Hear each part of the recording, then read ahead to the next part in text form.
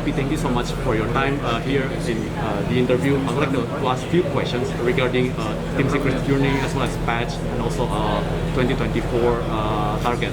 So first thing first, your team are the first team to play at 735 patch competitively in Tier 1 tournament. What do you think about the patch actually after you play against Team Liquid? I think the patch is too big to figure out in 1 hour, and that's basically kind of what we had. Wake up, figure it out in 1 hour, and then play, because we had to set up and travel and all this stuff. So overall, yeah, that's what I think. It was too much information for 1 hour for sure. I saw that you play very well on Natus Prophet back then. Are you considering the update on Natus Prophet on this patch, considering to pick the hero? I think the hero has not been changed much. I feel like the nerfs don't hit him, and if anything, the hero might be even a little bit better, but I'm not really sure. Need to figure it out. Okay. And also, you were eliminated so early on the main stage. Were you disappointed with the result, or okay, let's move on to the next tournament?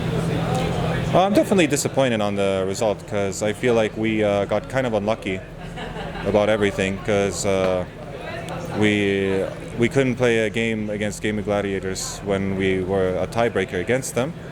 Then we have to play a game that is like a patch 1 hour just before, and we're thrown into like some kind of scenario where randomness wins more than the actual strategy that we have. Because I felt like we had some good ideas, and therefore it kind of like everything changed. Considering 1v1 tiebreaker is another way to decide which bracket you will play in, are you considering, or are you feeling that 1v1 is a great idea to do tiebreaker instead of BO1 or BO3 all the way? I mean, like I said, mostly in the previous interviews, like I said, but the thing is, if you have only one team and have two teams and you only need to play one match, you should just play that one match. Because the issue with the 1v, like the reason why 1v1 exists in the first place is because it's faster. It's much faster than a best of one between 3 teams or 2 teams or whatever. But with 2 teams involved, you just move on after the first game. If 3 teams are involved, it can go to an infinite loop. So you have a risk that it will take a lot of time. So you remove that risk by shortening the time amount of how many of these games will go. So I understand it completely, but because I don't think it has to do much about the competitive level. Obviously, if we are talking about competitiveness, we should play the Dota match instead of 1v1s every single time, because we're here debating on which is the best Dota team, not who's the best mid laner, But like I said, there are restrictions in the world, and therefore we have to make some kind of a compromise. And I think only the compromise is when there's 3 teams involved, not 2. Also, speaking about the team's journey since after finished runner-up at TI in Singapore, Nisha left the team, and I saw the result is kind of up and down. With roster changes that happen on your team, including mid one and boom and so on, are you considering that this lineup is the best lineup for your team in 2024? I mean, I always look at any of the teams that I play positively. It's very hard to judge what will happen unless we play, because even so, like when people were looking at this lineup, they said it's not that good, and they were very skeptical of us even getting into this tournament. But we did win the qualifier, and we did come here, and we did beat a bunch of teams, and then we are actually much better than some teams. But we might not be the best, but it's just a road there.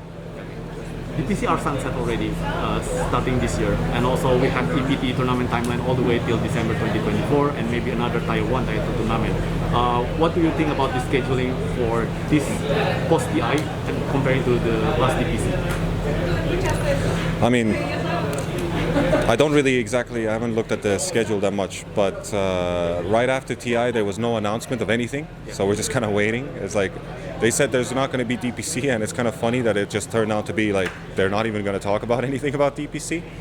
I mean, there are tournament organizers that knows about stuff, and to be fair, if I ask around, I will probably find out. But I don't really care. I'm waiting for Dota to be played, and whatever happens, and then I'll kind of decide on once I start playing, then I decide on do I like it or not, because I feel like there's a Dota always changes, and I don't really keep up anymore because it's kind of pointless. Because it keeps on, like the DPC, the way it functions, it keeps on changing constantly, and whatever is whatever at this point. I've seen so many things that I don't even care what will come next, because it's gonna happen anyway.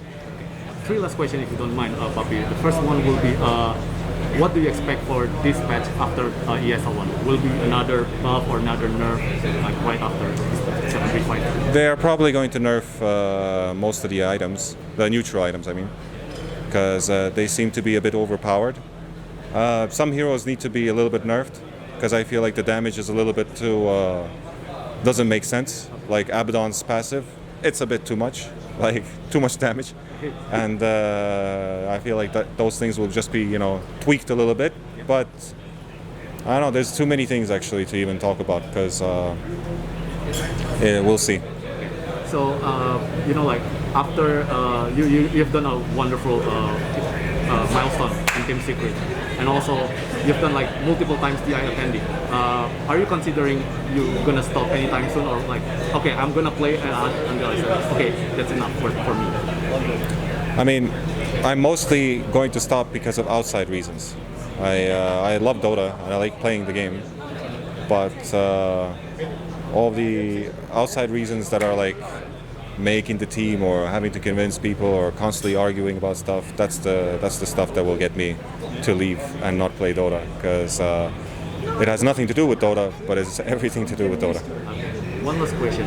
You're playing multiple times in Southeast Asia, and also you met tons of friends in Southeast Asia. What do you think about Southeast Asia?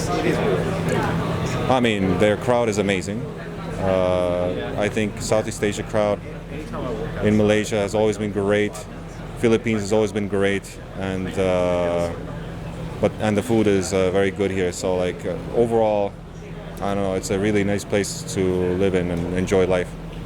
It is a pleasure to talk with you, Puppey. Good luck for 2024, and thank you so much for your time. No problem.